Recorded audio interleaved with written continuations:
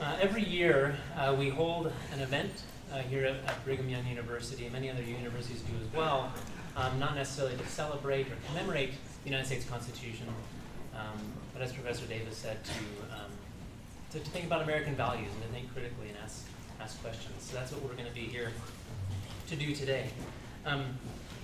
My name is Brennan Rensing. I'm Associate Professor of History and Associate Director of the Charles Rudd Center for Western Studies, and I chaired the Constitution Day Committee this year, and was happy to do so. I'm very excited to introduce today's speaker, and I'd like to share a few quick notes to let you know a little bit about who he is.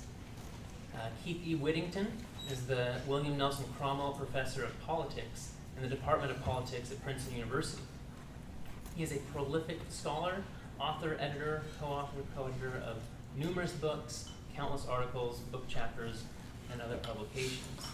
I made a long list of some of his books, but we're going to have to skip to maybe many of his award-winning books, I should say. Let's skip to some of his more recent ones. Last year, Princeton University Press published his book, Speak Freely: Why Universities Must Defend Free Speech. This won the Association of American Publishers Prose Award for Education and the Heterodox Academy Open Inquiry Award for Exceptional Scholarship. Just this May, he published with University of Kansas Press, Repugnant Laws: Judicial Review of Acts of Congress from the Founding to the Present. And he also has two forthcoming books. He keeps quite busy. The first, also be published by Princeton University Press, entitled Constitutional Crises, Real and Imagined, which we may hear a little bit about today, I suspect. And another to be published by University of Oklahoma Press, entitled The Idea of Democracy in America, from the American Revolution to the Gilded Age. We are honored to have Professor Whittington address us today. His remarks pose the simple but urgent question: are we in a constitutional crisis? So join me in welcoming Professor Keith E. Whittington.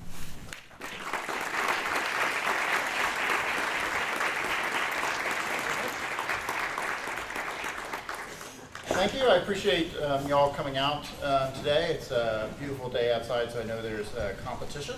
But hopefully some of the ideas we can talk about, the issues we can talk about, will prove to be interesting ones. I particularly appreciate the invitation to come. This is my first time to be able to visit the BYU campus, so it's been a treat to be able to be here, not only talk about these issues generally, but to be here specifically to talk about them.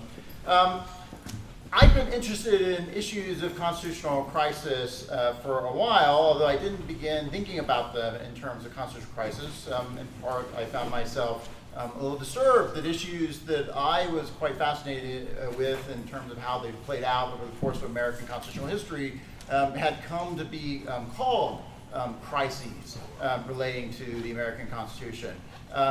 So my early work, really in my PhD dissertation, included a focus on thinking about moments of high drama in American constitutional politics over time, the way in which people have struggled over the meaning of the Constitution, fought over the kinds of practices and norms and understandings and values that ought to guide us going forward, and the kinds of political tools that they use to try to cement victory in those fights and try to reshape our constitutional understandings and constitutional practices.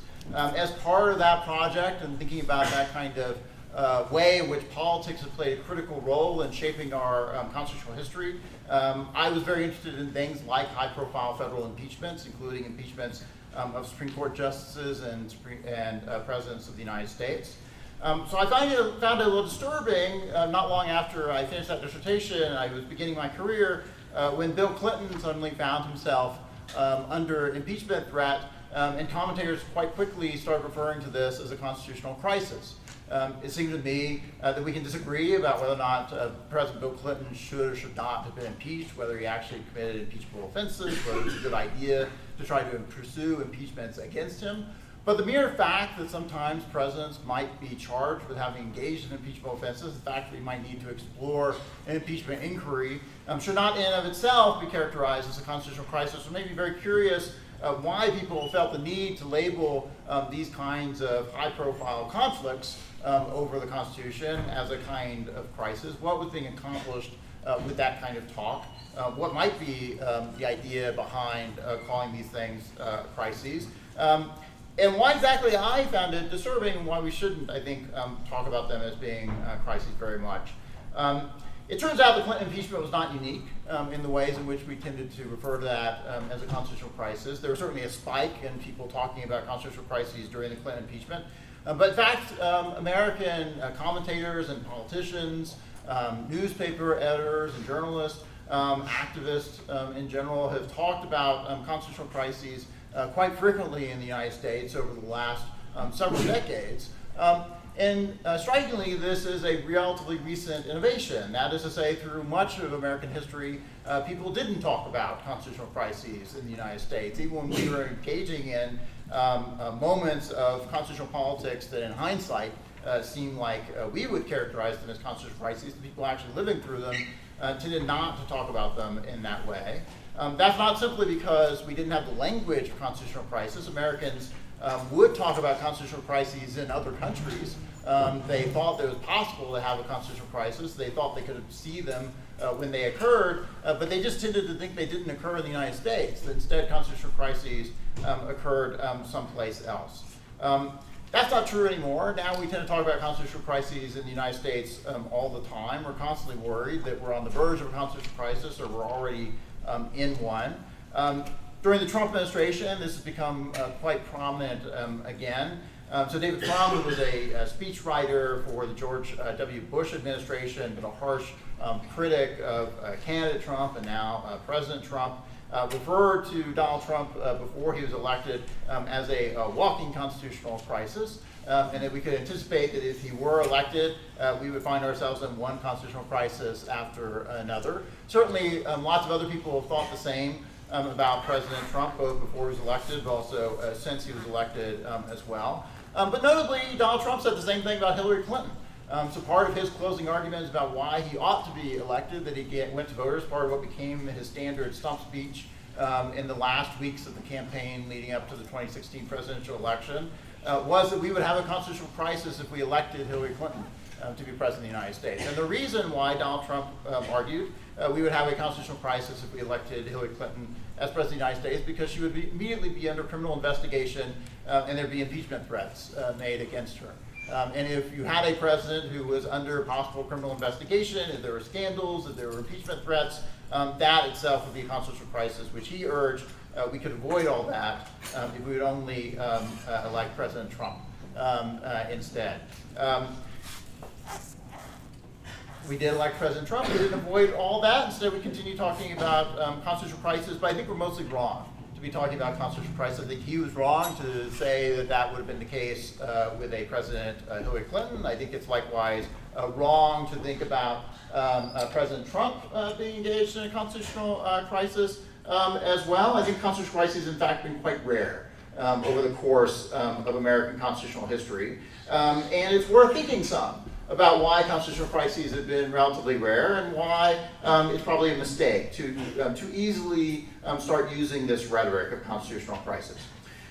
So before we start digging into that, though, I think it's worth at least emphasizing that the term constitutional crisis has no particular legal meaning. It has no legal significance whether we think we're in a constitutional crisis or we don't think we're in a constitutional crisis. This is a piece of political rhetoric, not a piece of constitutional analysis, not something that the court would then say, oh, there's a technical definition here, and something turns on the fact as to whether or not we're in a constitutional crisis. This is something people say about politics rather than something that exists within American constitutional law itself.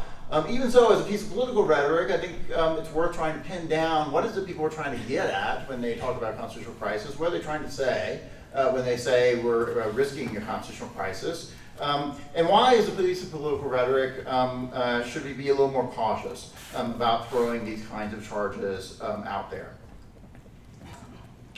So I think some of the common ways in which people have tried to think about the idea of constitutional crisis and the way in which people sometimes talk about it are probably false starts. The wrong way of thinking about it, and so it's worth, I think, briefly at least, thinking about some alternative ways we might define it and why we should try to set those aside before getting to something I think probably works a little better. So one way of thinking about constitutional crisis that I think is common in the way it's talked about on cable TV talk shows, for example, is that it's a constitutional crisis because we're seeing lots of disagreement and conflict within the constitutional system. When the president and Congress are at loggerheads and they're challenging each other and obstructing each other and making charges against one another, that is itself some kind of constitutional crisis. I think that's a deep mistake. That mischaracterizes the nature of our constitutional system more generally. We should expect the president and the Congress to often be fighting with each other at loggerheads. That's how American separation of powers works. That's how it's designed. In fact, the core of what we expect checks and balances to look like in a functioning American constitutional system is a system in which Congress and the president are often going to be fighting with each other, making charges against each other, obstructing each other, harassing each other, challenging each other in various ways. We want that to be happening within our American constitutional system. It's a reflection of a healthy constitutional system when that's happening. And so it's a mistake, I think, to then try to recharacterize things that are sort of built into the nature of American separation of powers as being some kind of crisis. Likewise, I think it's a mistake to think of a crisis as being moments in which the Constitution is being violated. Of course, constitutional violations are very bad. We want to try to avoid them in various ways. But I think nonetheless it's a mistake to probably think of them as a crisis just because we might be violating the Constitution, even though we might agree that violations of the Constitution are bad and we ought to try to deal with them. And part of the reason why I think it's a mistake to think about those as crises per se is because they happen all the time. The American constitutional system often has violations. The U.S. Supreme Court, for example, has struck down hundreds of federal statutes across its history as being unconstitutional. It struck down many more state statutes as being unconstitutional. The state Supreme Courts have struck down many more state statutes than that as being unconstitutional. From that perspective, we're constantly violating the Constitution, and that's just thinking about legislatures passing laws, laying aside things like police officers violating somebody's constitutional rights by engaging in an illegal search and seizure, for example. We're familiar with constitutional violations. The rules get broken in a constitutional system, even in a healthy, functional, fully operating constitutional system. The key to those constitutional systems is not that they never have constitutional violations. The key is that you have a process for identifying and then remedying those constitutional violations. That you want to know when the Constitution is being violated. You want to be able to identify what the correct constitutional rule is, and you want some kind of process to try to bring things back into alignment to correct the fact that we're violating the Constitution. So the mere fact that some government official somewhere has overstepped the constitutional bounds should not itself make us think that the constitutional system is in crisis, although it may well make us think that there's something that now needs to be corrected. And presumably the Constitution, in fact, provides us with a variety of tools for trying to correct those things under those kinds of circumstances. Likewise, I think it's a mistake, despite the fact that commentators often talk in these kinds of terms, to think of a constitutional crisis as being a moment in which the Constitution itself is unclear. When the Constitution doesn't provide an adequate or sufficiently clear roadmap for what we ought to be doing in the situation that we're in at the moment. Certainly it can be disorienting when the Constitution doesn't seem to be sufficiently clear, but I think the reason why it's a mistake to think of that as being a crisis per se is because in fact the Constitution is often unclear. Much of what the U.S. Supreme Court is concerned with, as well as lower courts and state Supreme Courts, and as well for that matter as lawyers in both the executive and legislative branches generally, is concerned with. They spend their days and much of their jobs trying to make a relatively unclear constitutional text more clear by trying to figure out what do we mean, what does the Constitution mean in this context, what's the right application of the constitutional rule in this context, what is the kind of constitutional rule in this context. We often have disagreements about how the Constitution ought to be interpreted there. It often is, in fact, unclear how to interpret and apply the Constitution in these kinds of contexts. But a Constitution that's not always clear is, in fact, a fundamental feature of our system, and really it's a fundamental feature of any working constitutional system. It's not a unique feature of the U.S. Constitution that sometimes it's unclear. All constitutions are sometimes unclear. They're going to have gaps. They're going to have things that require interpretations. They're going to have things we're going to argue about in terms of what we think the right understanding of this Constitution is and how we ought to apply it in this particular moment. So if we reinterpret every time that we have disagreements about what the Constitution means, or we're uncertain about what the Constitution means, or we think we have to engage in an extensive process of constitutional interpretation as being some kind of crisis for the constitutional system, then we will be in a perpetual crisis. And if we think we're in a perpetual crisis, we will have a lot less faith in the nature of our constitutional system than we ought to. We will think that it's unhealthy and failing when in fact it's operating perfectly normally. And as a consequence, I think these kinds of ways of thinking about a constitutional crisis in which we interpret familiar and common and pervasive features of our constitutional system as somehow indications of dysfunction and failure is a mistake. And so we need to recognize that even within a healthy constitutional system, we will have these moments of conflict, we will have moments of disagreement, we will have moments of uncertainty, we will have moments in which we need to argue about what the Constitution requires in our present moment. None of those things are an indication of a constitutional crisis. Those are features of a healthy constitutional democracy and how they operate.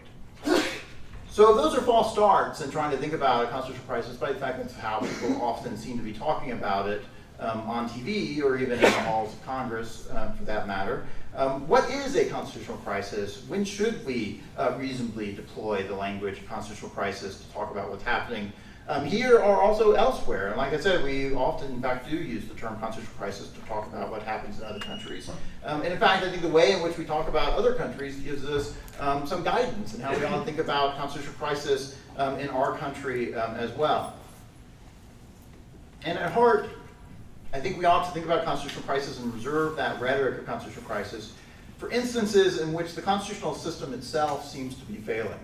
When we're worried that our actual politics is coming apart from what the Constitution requires in a fairly systematic way, so that we're not just having some particular moment of a violation. There's not just the case that somebody has made a mistake about the Constitution in some particular instance, but instead we're in real danger of deciding the Constitution simply doesn't matter, that we don't need to follow the Constitution anymore, or maybe we'd be even better off not to follow the Constitution anymore. We need to go on a path that we know is in fact forbidden to us by the Constitution, and nonetheless we want to take that path regardless. One challenge for constitutions in a democratic system, but also in a non-democratic system, is how do you make them sticky?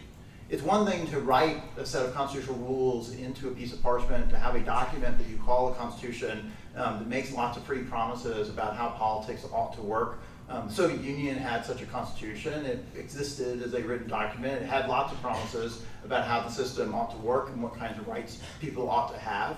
And yet it had no bearing to the nature of how the Soviet political system actually operated in practice. The Constitution and the political system were completely disconnected from one another. And that is the risk and danger of all constitutions. It turns out the Soviet Constitution, of course, was never meant to have a relationship to the actual political system of the Soviet Union. It was never actually meant to govern that political system. It was merely meant to decorate that political system. But even a system in which the Constitution is designed and intended to guide political practice, it is an ongoing challenge as to how do we make that Constitution such that it's going to be a living reality, that people in fact will be guided by those constitutional rules. They will in fact adhere to those constitutional values rather than simply shunning them aside and ignoring them. This is a challenge that James Madison, for example, recognized as he was advocating for the drafting of the US Constitution and advocating for the ratification of that Constitution afterwards. He looked at the early American experience under the state constitutions in particular, although even under the Articles of Confederation, the first federal constitution of the American system. We had a decade of experience under those constitutional systems in the United States before the drafting of the US Constitution. Madison looked at those and said the problem with all these constitutions is they provide merely parchment barriers to political power. That when legislators, and particularly he's worried about legislators, when the legislators wanted to do something, it was all too easy to simply ignore whatever it was the Constitution said. And so writing things down in a constitutional document doesn't guarantee that anyone's actually going to pay any attention to that. When you find yourself immersed in some particular political controversy, there are real stakes. People care passionately about those particular outcomes. They may well tend to ignore the Constitution under those circumstances. And so part of what Madison was particularly concerned with is how do we design a constitutional system that will be more efficacious than that? How do we make constitutions actually sticky such that people in fact will obey them rather than ignore them? because he worried that the American experience so far, from the course of the American Revolution up through the 1780s, was one in which people increasingly were ignoring constitutions rather than actually adhering to it.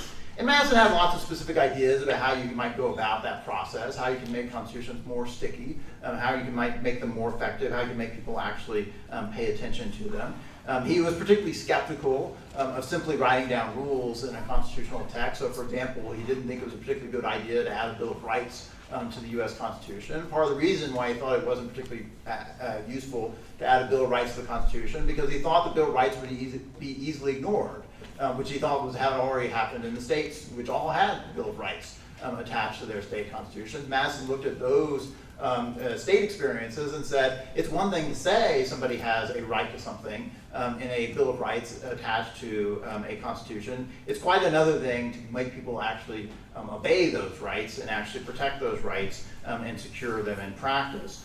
So he thought it was mostly pointless to make lists of rights. Others disagreed, including his friend Thomas Jefferson, who argued that one of the virtues of having a Bill of Rights attached to a constitution is that judges might use it to actually strike down laws that violated those rights. Madison didn't have a lot of faith in judges, that they would actually strike anything down, or that people pay any attention if judges did try to strike anything down. But Jefferson thought it was useful, and Madison eventually went along with it. It seemed politically necessary to add a Bill of Rights to the Constitution. And in practice, we've in fact found the Bill of Rights to be useful, and we've in fact found it to be useful for precisely the reasons that Jefferson pointed to.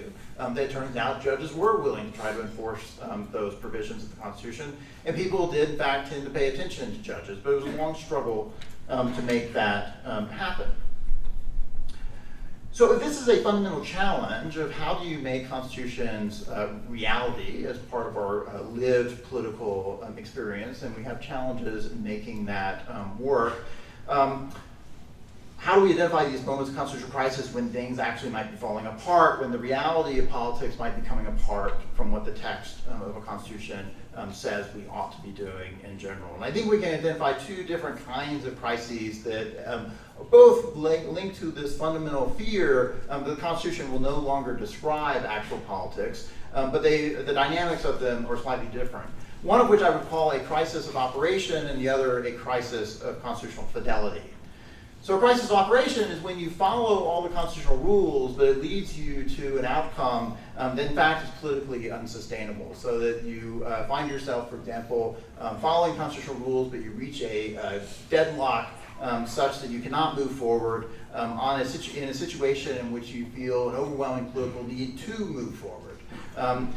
A badly designed constitution, in fact, might create those kinds of frameworks where it's possible that you will oftentimes follow the constitutional procedures, follow the constitutional rules, and yet find yourself at a dead end in which it's not possible to actually make decisions and guide the country forward to resolve the kinds of political problems it needs to resolve, in which case those kinds of constitutions are going to be particularly tricky to sustain over time, and quite possibly they shouldn't be sustained over time. So one reason why we abandoned the Articles of Confederation was precisely because it had those kinds of design flaws in the first federal constitution. So the first federal constitution, for example, did not allow Congress to raise its own taxes. Congress could spend money, Congress could borrow money, but what it could not do was raise taxes in order to pay back the debts of the things it borrowed or to spend the money that it was trying to spend. Instead, Congress had to ask the states to send funds to the federal government for the federal government to then spend. It is a system that looks much like how the United Nations operates today. You're reliant upon the member states to voluntarily provide you with funds in order to spend them. And much like the United Nations today, Congress in the early republic had a problem that the states often didn't want to pay up. And in fact, the longer we were going under the Articles of Confederation, the states became less and less willing to pay up, such as by the end of the Articles of Confederation period, the states were sending a mere pittance, not enough to even run the government, let alone pay back the debts that the government still had from the American Revolution itself. that basic design flaw, this requirement that you get the states and the federal government to agree with each other before you can actually raise money to deal with the very fundamental things that the government needs to be doing, such as paying back debt, for example, suggests the kind of crisis of operation, how they might emerge, that makes constitutions no longer viable, that makes people eventually want to abandon them or ignore them or violate them in a very systematic way if they have those kinds of flaws. And I want to come back to, in a moment, to thinking a little more about some examples of crisis of operations. A crisis of fidelity, on the other hand, are instances in which people simply decide that the kinds of substantive values and commitments that are embedded in a constitution are such that we should no longer actually respect them. We should no longer find them valuable. We no longer agree with those particular commitments. And as a consequence, we become willing to simply ignore them under our current circumstances. This has been relatively rare in American political history. We have not had very many instances in which people have advocated that we recognize that there is a set of constitutional commitments embedded in our constitutional text, and yet we should simply ignore those commitments and not comply with them. But certainly there's a real possibility, and there have been moments when we've come close to reaching those situations. And so again, I want to return to those in a minute. So first, thinking about crises of operations in a little more detail, I want to just briefly sketch a couple of different kinds of situations where we've seen examples of this, or we can imagine easily examples of this in the American constitutional system. One that's relatively minor, although potentially important, and it's worth noting, constitutional crises don't necessarily have to be earth-shattering. They may not suggest that the entire political system is about to fall apart, but they may suggest that in some corner of the constitutional world, political practice is going to diverge systematically from what the Constitution requires. One place where we might imagine this being a real risk is in the context of nominations and confirmations. So just like the Articles of Confederation required the agreement and cooperation between the federal government and the states in order to actually raise money and then spend money for federal purposes, built into our separation of powers and how we place personnel in key posts within the federal government is we require cooperation between the President of the United States and the United States Senate in order to place judges on the bench, in order to fill slots on the U.S. Supreme Court, in order to appoint people to the cabinet of the executive branch, as well as staffing lower level positions in the executive branch. It is easily imaginable that the Senate and the President simply could come to no agreement about how to staff those key positions. And in fact, we've seen lots of instances where presidents and senates have had difficulty coming to agreement on how to fill particular key positions. There's no clear marker as to when those kinds of disagreements, that kind of obstructionism, that kind of stalemate tips over to the point of constitutional crisis. We can certainly limp along with various kinds of vacancies for some extended period of time, depending on what the vacancies are and how many they are and how much they tend to shackle and debilitate the operation of the government. But it's certainly imaginable that there would come a point in which we might find that in fact the Senate and the President have such great difficulty coming to any kind of agreement as to actually how to staff the federal government, that the federal government can actually no longer operate in a functional way, such that the structure of the Constitution as designed for us seems to no longer work at all. We're tempted to then simply abandon it and ignore it as a way of having a functional constitutional system at all.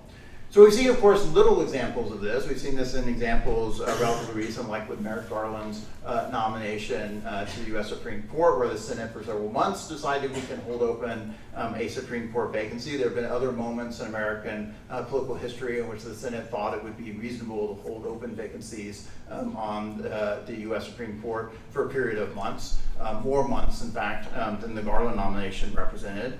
But it becomes more troubling if we can imagine, for example, multiple vacancies being held for maybe not only months, but for years at a time on the U.S. Supreme Court. And we've seen that happen in the lower federal courts.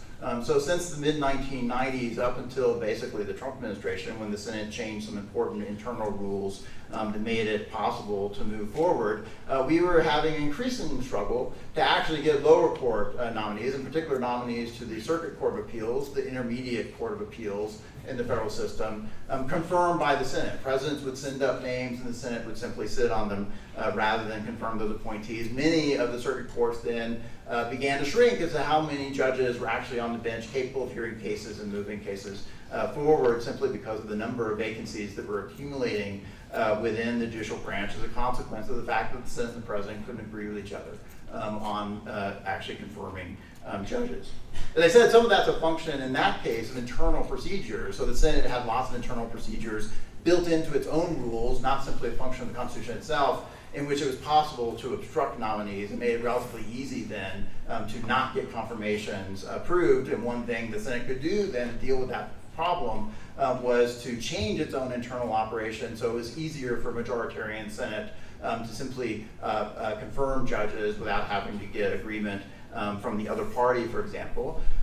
That solves certain kinds of problems. It solves the problem when, for example, the Republican Party controls both the White House and the Senate, as we've seen during the first few years of the Trump administration. It's possible to confirm lots of judges very rapidly under these new Senate rules. On the other hand, you can imagine the flip side of that. If the Democrats controlled the Senate while Trump controlled the White House, for example, instead you would likely see no judges being appointed, being successfully appointed to the circuit court. So there's nothing about that change of rules that overcomes the core problem that has been driving the vacancy crisis in the lower federal courts since the mid-1990s, which is part of polarization and fundamental disagreement between the two parties about who counts as a good judge, who ought to be allowed on the bench, and what the stakes are of placing people on the bench.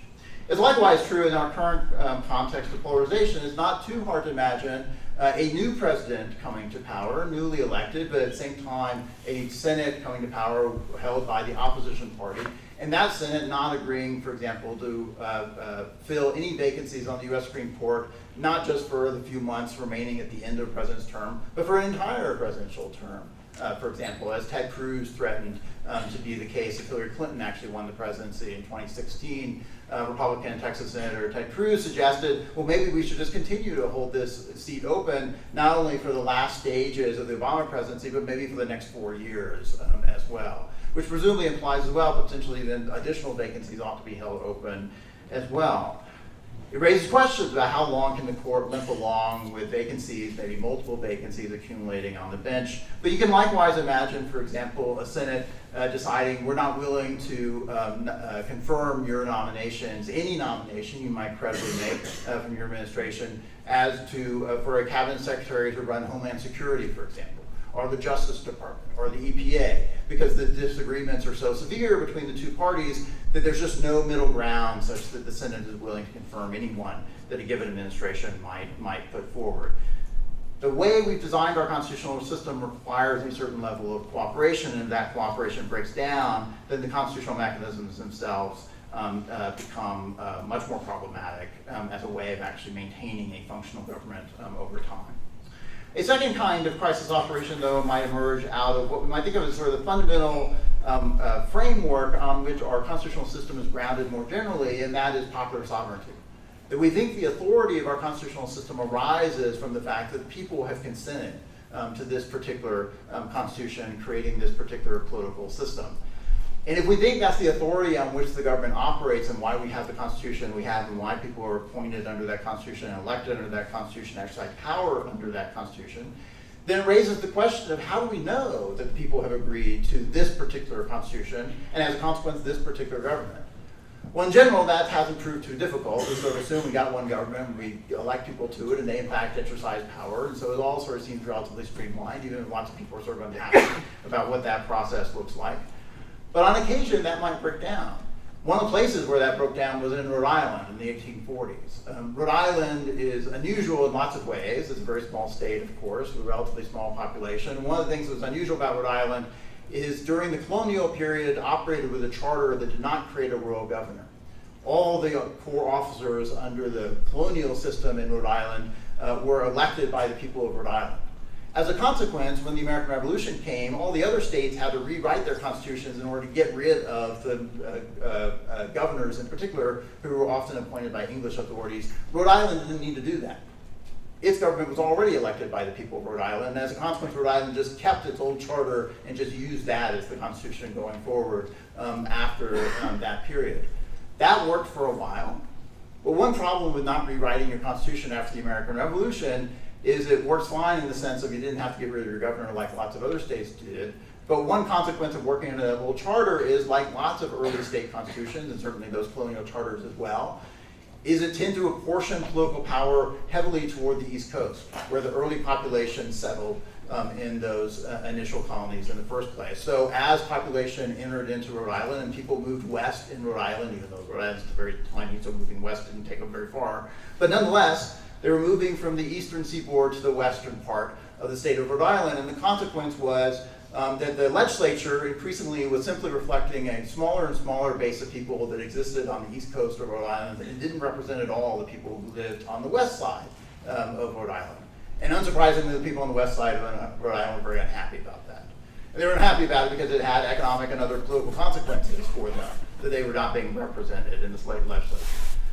Unsurprisingly as well, the government that was elected by the people from the eastern part of the state of Rhode Island weren't very interested in significantly reforming that system such that all those politicians would lose their jobs and the eastern part of the state would not be as well represented. So they tended to resist any calls for constitutional reforms, whereas people on the west coast, western part of Rhode Island were increasingly demanding constitutional reforms. And eventually, in the early 1840s, those two sides decided they were each going to have a constitutional convention and write a new constitution. So the eastern part of the state drafted a new constitution, and the western part of the state held a convention. It drafted a constitution. They both declared their constitution now needed to be ratified by the people. They both held elections that they called themselves to ratify the new constitution. They both declared that their constitution had hereby been ratified by the people of the states. They then elected governments under those two competing constitutions that they both claimed were the legitimate governments of the state of Rhode Island. So Rhode Island, for a period of time, had two governors. Two governors elected under two different state constitutions, both of which claimed to be the legitimate representatives of the people of the state of Rhode Island, who promptly then sent the police to go arrest the other governor and charge him with treason. One consequence was one governor fled the state in order to avoid being arrested and tried to use political tools to fight back. That was the western part, so the people who exercised power all along had the better access to arms, and so they worked much better in that environment, and as a consequence they were winning a lot of the initial battles in the state. But Rhode Island was facing a genuine constitutional crisis.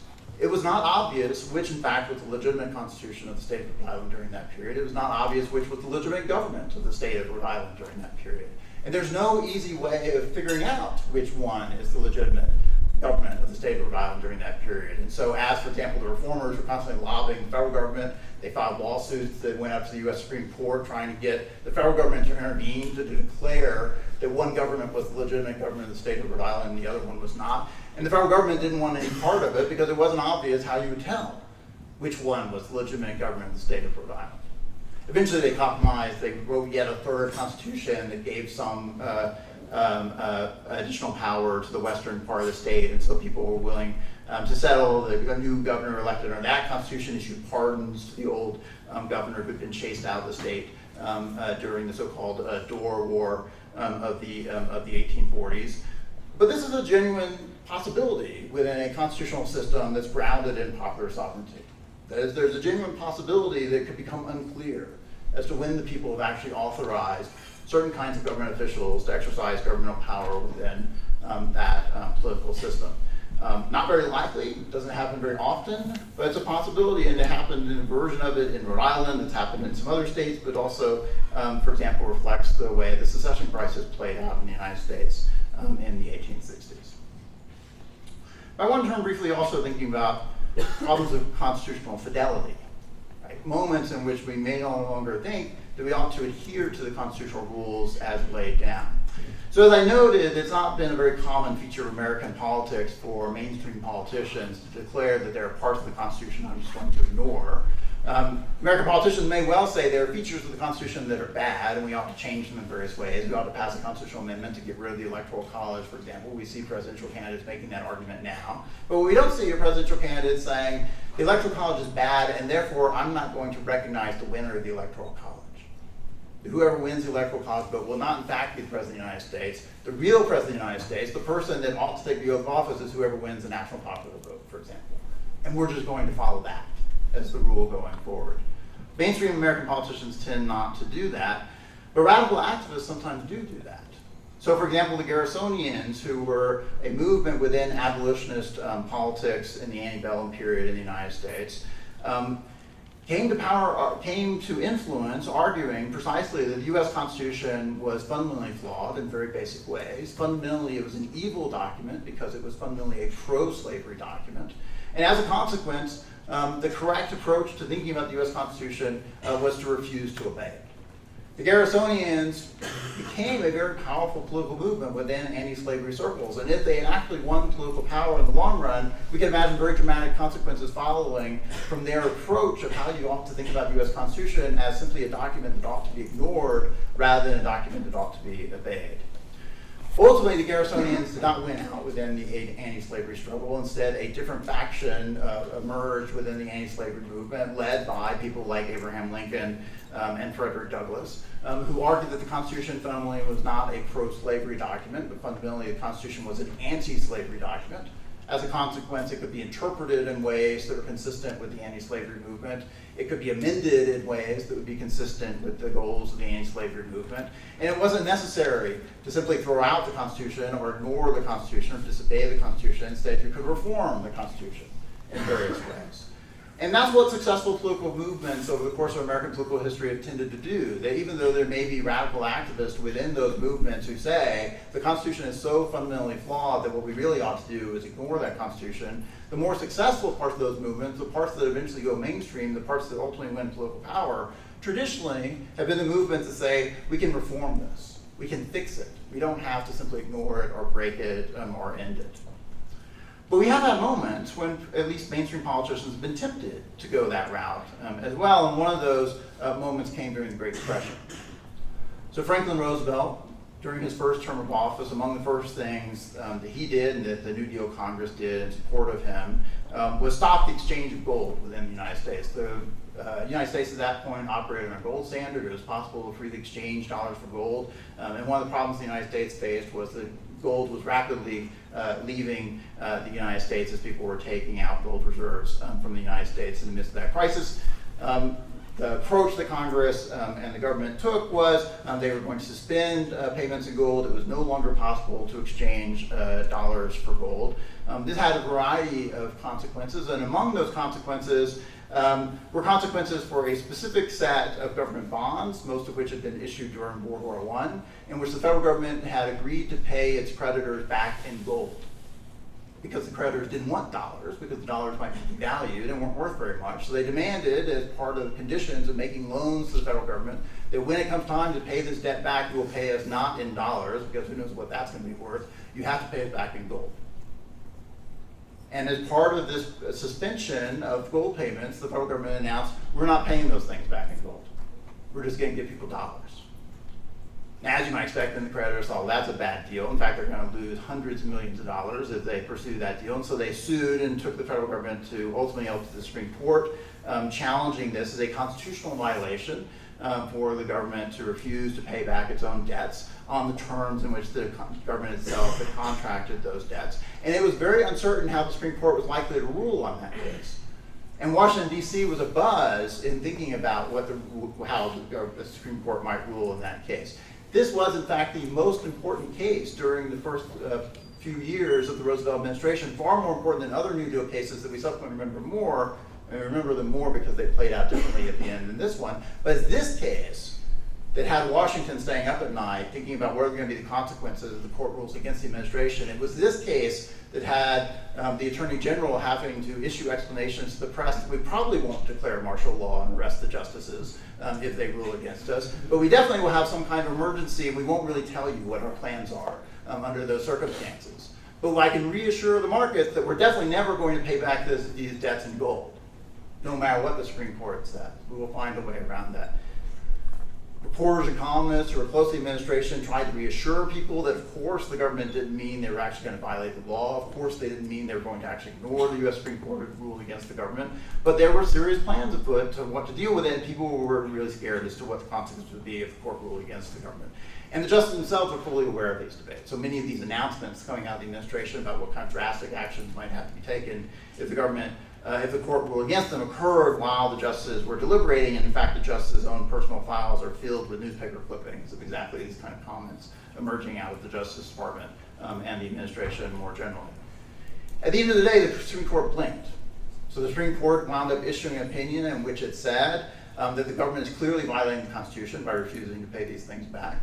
in gold as they promised. This is very bad behavior by the federal government. But there's a technicality that means you can't actually sue the federal government and expect payment back in the end, right? So the court simultaneously declared, yes, the government's violating the Constitution here, but there's no actual legal remedy that would require the government to have to pay back under these circumstances.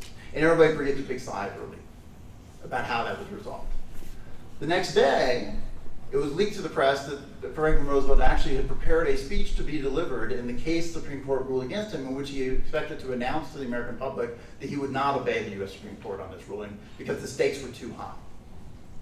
In order to save the country economically, it was going to be necessary to ignore the Supreme Court ruling and in fact violate the Constitution as understood by the court. And Roosevelt did not prepare an argument that said, because I have a better understanding of what the Constitution requires. He did not say the court doesn't have authority to issue a ruling in this case. Roosevelt was prepared to say, the court has said what the Constitution in fact requires, but I'm not prepared to do that because the consequences of following those commands would be too awful for the country.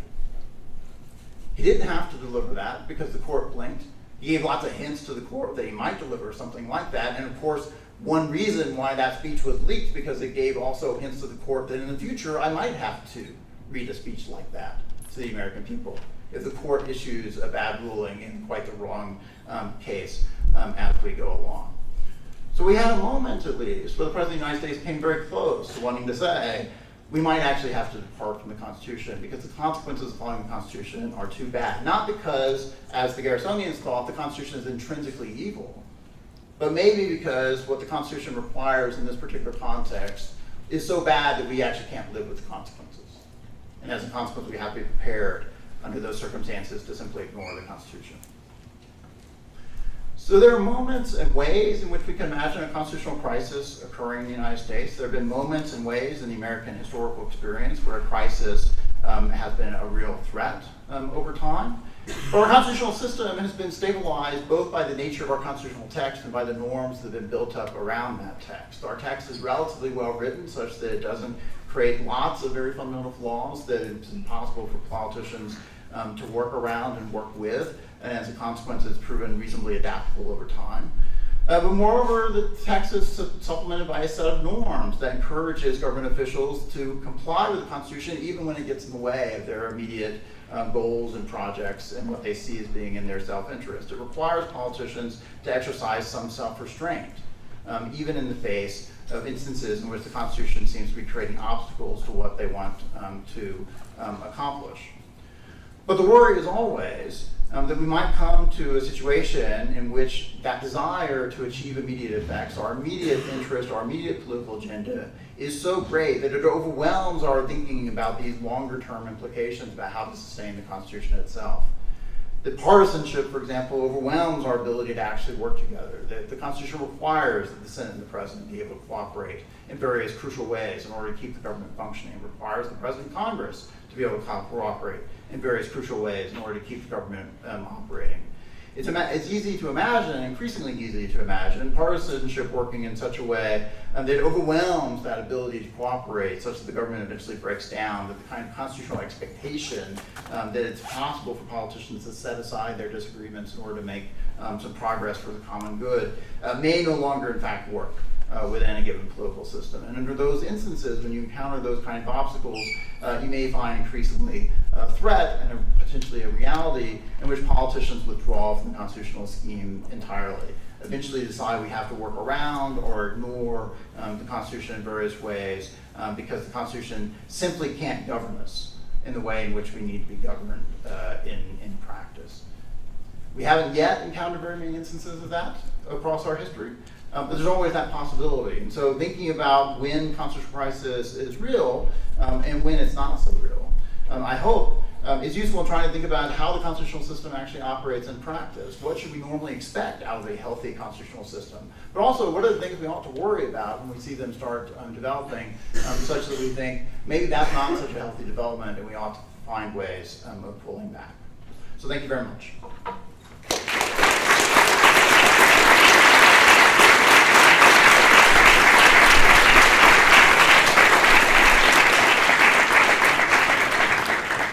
We have some time for Q&A. Are you okay kind of moderating from here? Sure. just raise your hand, and when he calls on you, make sure you speak loudly so the room can hear your question.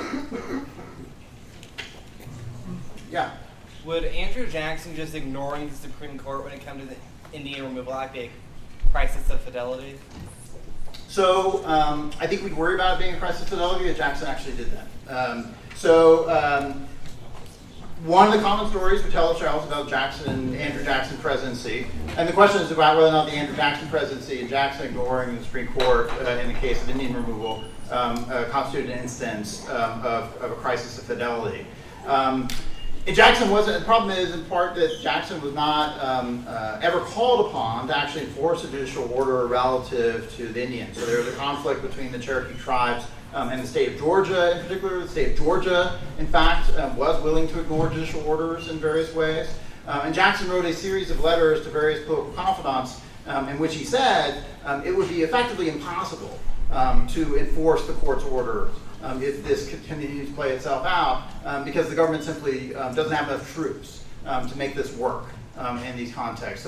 So that there would be circumstances under which we would expect the court's orders to be a dead letter, not because Jackson himself refused to enforce those orders, because Jackson felt as President of the United States it would actually be impossible to enforce those orders. But he never came to the moment when he had to do it, because there were never any orders that he had to directly confront.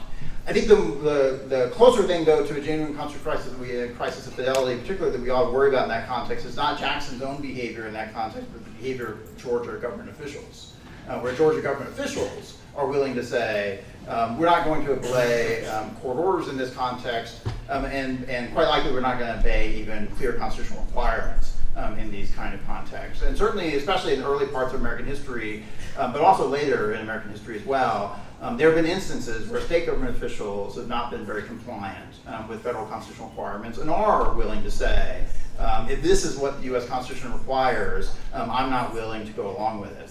And that's a very worrisome tendency, and we've had those kind of moments flare up.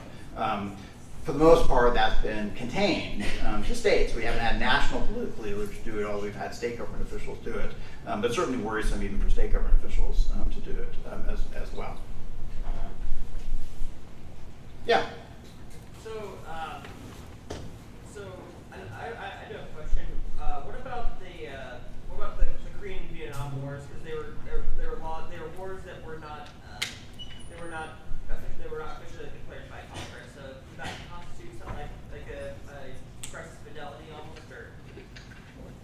So certainly there are people who find the growth of presidential war powers, and the question specifically about the Korean and Vietnam wars in particular, but and I think it's possible to distinguish between the Korean situation and the Vietnam situation in these terms, but also we're thinking about sort of the growth of presidential war powers in the post-World War II period more generally. And there are people who certainly think that this is sort of a slow-moving constitutional crisis of exactly that type. The Constitution lays out a particular scheme about how you go about going into war, and increasingly federal government officials simply are not willing to comply with that constitutional scheme and are instead willing to go to war without following those constitutional rules in practice.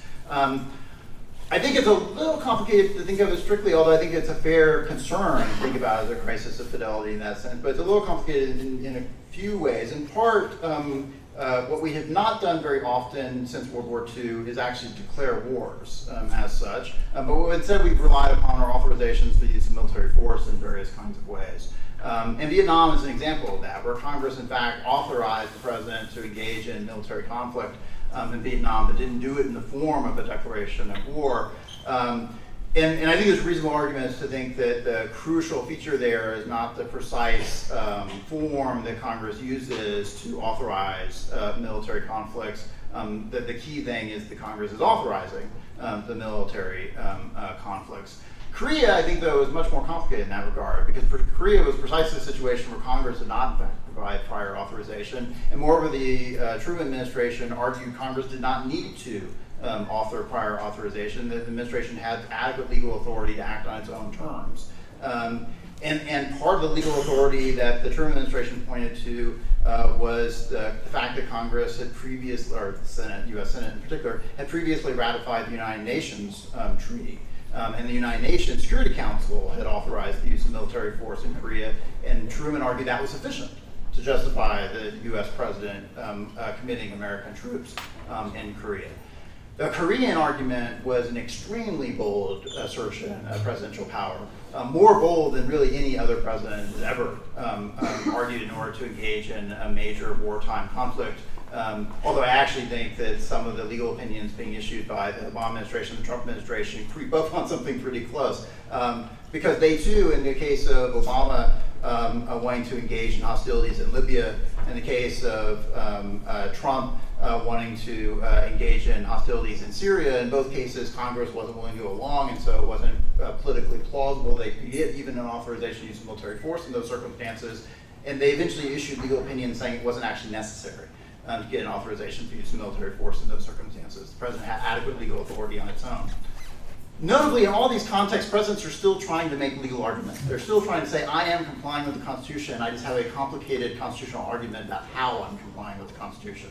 But eventually, those things may look so much like fig leaves that we start questioning whether that's really true. And the practice may look so distinct from anything the Constitution outlines that we might think, in fact, the constitutional forms laid out in the document just no longer match the political reality of how we go to war. For example, such that we think that we've actually just had this fundamental divide between the two. So I don't think we're there yet, but I'm very sympathetic to those who worry that we're sort of well on our way and maybe are already there in terms of thinking about sort of that we've really lost faith in this particular kind of constitutional procedure, and effectively it's a dead letter that doesn't actually constrain or guide the government in any meaningful way. Yeah. So with the formation of the UN and other global governments, do you think that poses a risk in the Constitution is overshadowed by those other forces, like in the cases with the those where the UN authorized force in Vietnam and Korea, I think, and Truman went ahead and went forth and did it? Well, there's a lot of worry at the time that, not only at the time that we were initially joining the United Nations, but also subsequent periods in the 1950s in particular, where there were further arguments about expanding the United Nations, altering the United Nations in pretty fundamental ways. There were a lot of fears that we would go down that path, and concerns about how do you reconcile the kind of authority that some people were talking about trying to give to international bodies with the requirements of the US Constitution itself. I think it turns out as the United Nations developed, it doesn't really raise that risk in a very serious way. Truman is very much an outlier still in wanting to say, well, it's enough that the United Nations agreed to things, for example. But the international agreements in general do have that risk, and broadly. And so even if you don't think the United Nations is an example of it, there are other instances in which you think might be closer, and certainly other instances in which other countries have found themselves entangled in those things. So England now is sort of, in thinking about Brexit, is partially being driven by these concerns about how much sovereignty have we effectively given away to this international organization. And they don't have quite the written constitutional system we have, and so it's complicated to think about the constitutional relationship between England and the United Nations and the European Union. But that kind of quite robust international organization being created under the European Union, if the United States were to enter into something similar, you can easily imagine looking at that and saying there's just no way to reconcile that with the nature of the US Constitution itself. And so even if you agree to create it under the forms of the Senate has ratified it, the consequence is you've entangled yourself into a set of relationships that the US Constitution itself no longer describes very much about how the government operates in practice. Like I said, I don't think the United Nations is an example of it, but you can imagine examples of it emerging, and certainly people at various points have feared that we might find ourselves in that situation. I think other countries certainly worry that they find themselves in that situation. But yes, ma'am, you had your hand up. You, yes. Okay. So, what would you say is the most recent example of a legitimate constitutional crisis?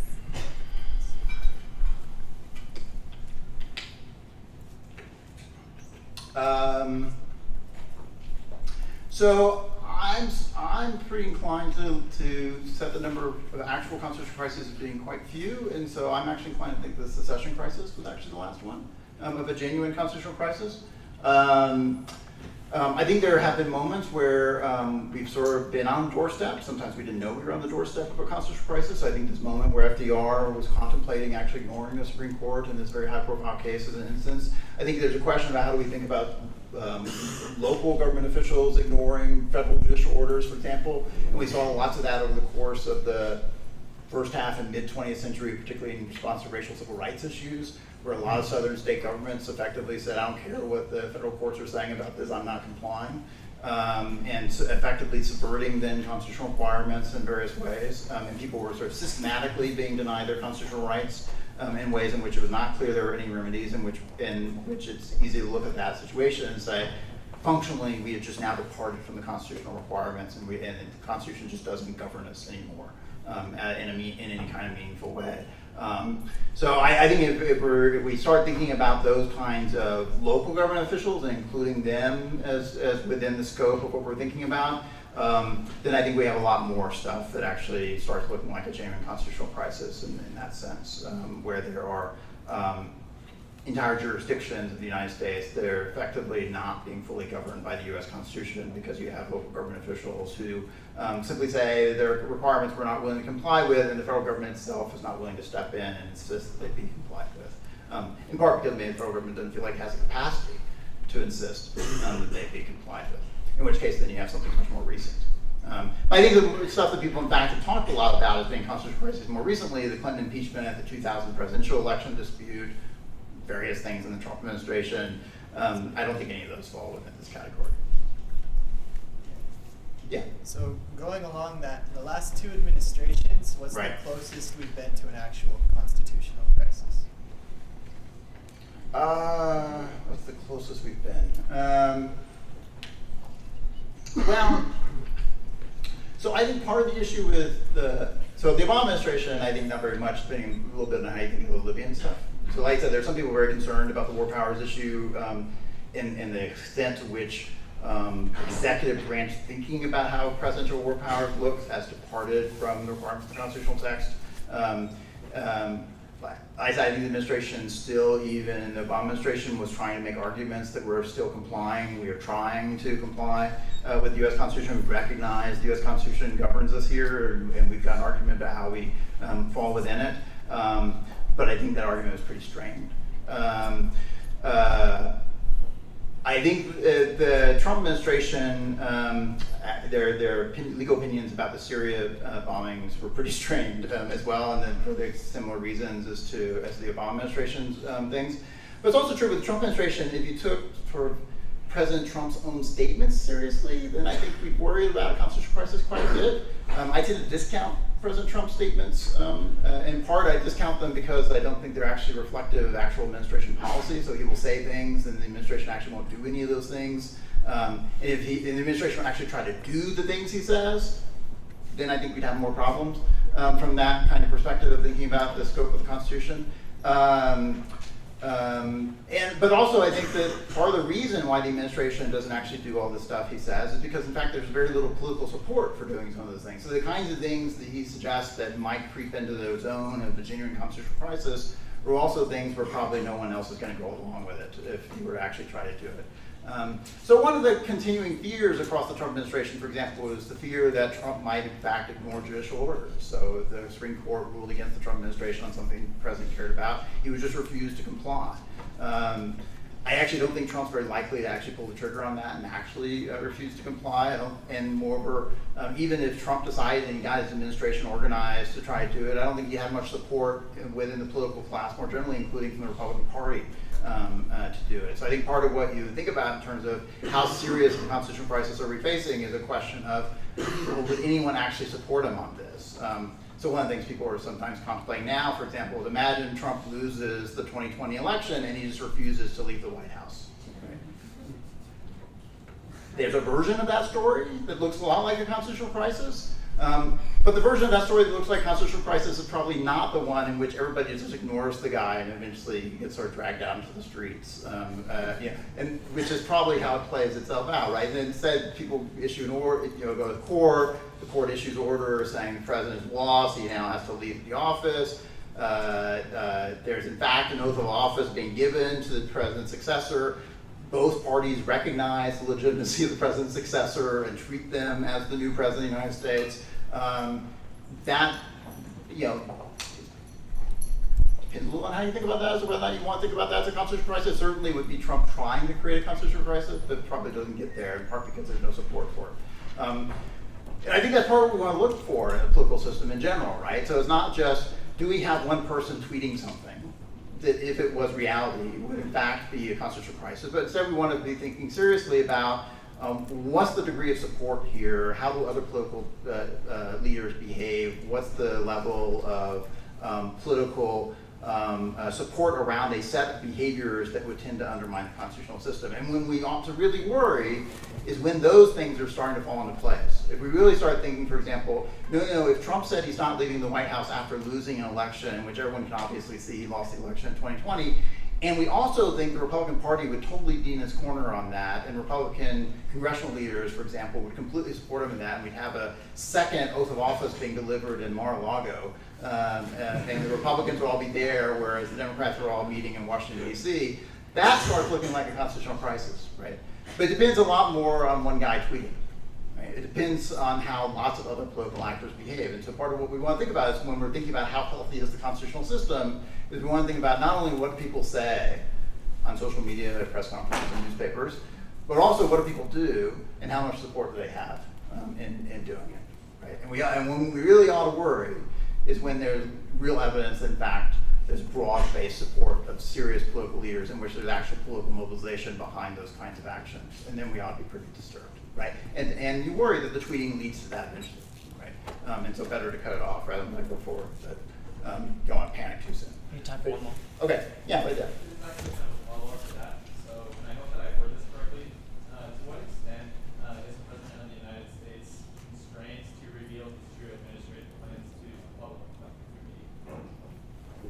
I'm sorry, say that again? To what extent is the President of the United States constrained to reveal his true administrative plans to the public? Like, how much, or could he say something completely different? Like, with the legislative branch doing the scene if he says something completely different? Yeah, so the question is sort of how much is President constrained to reveal administration plans to the public? Which you think of as, or so you're thinking about sort of questions about is the administration just hiding the ball, or is the question about and not speaking very much to the public, or are you thinking about executive privilege issues where the president's refusing to release documents or testimony to Congress during congressional investigations, for example?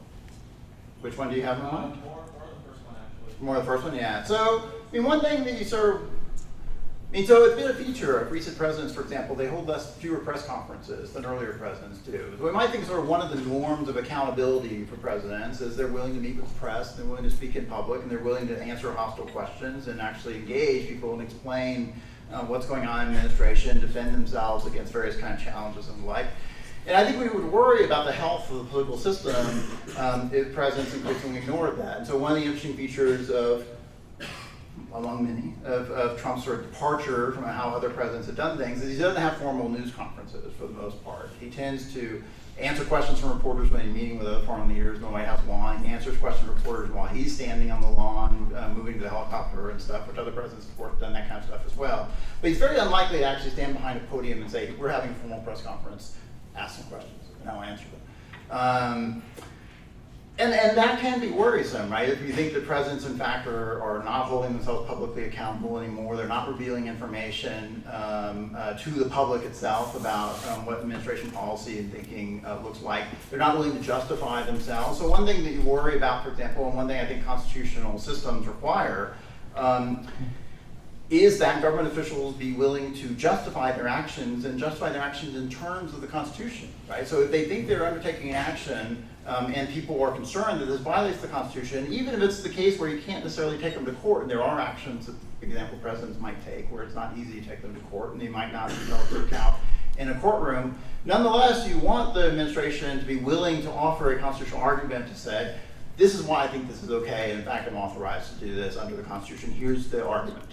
And they may be wrong about that argument, we can criticize the argument, but they ought to be willing to make the argument.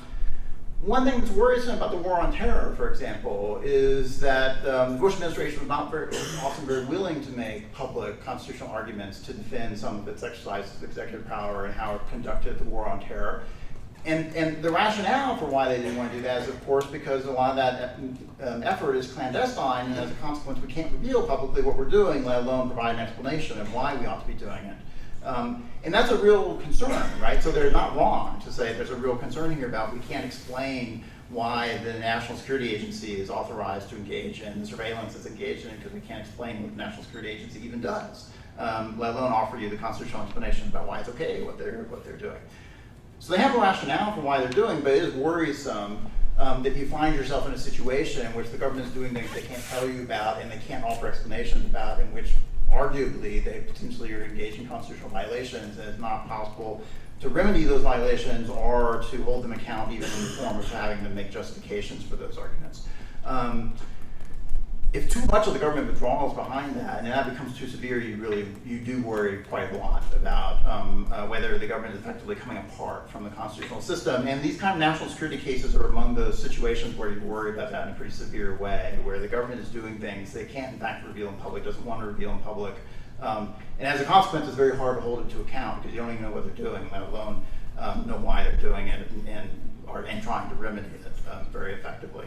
The United States has experienced that. Lots of other countries have experienced that kind of problem as well, and that can be a severe problem more generally. And you can imagine it being a problem even in a domestic sphere. The president just said, "Look, I'm not talking about what we're doing. We're just going to do secret stuff and not tell you about it."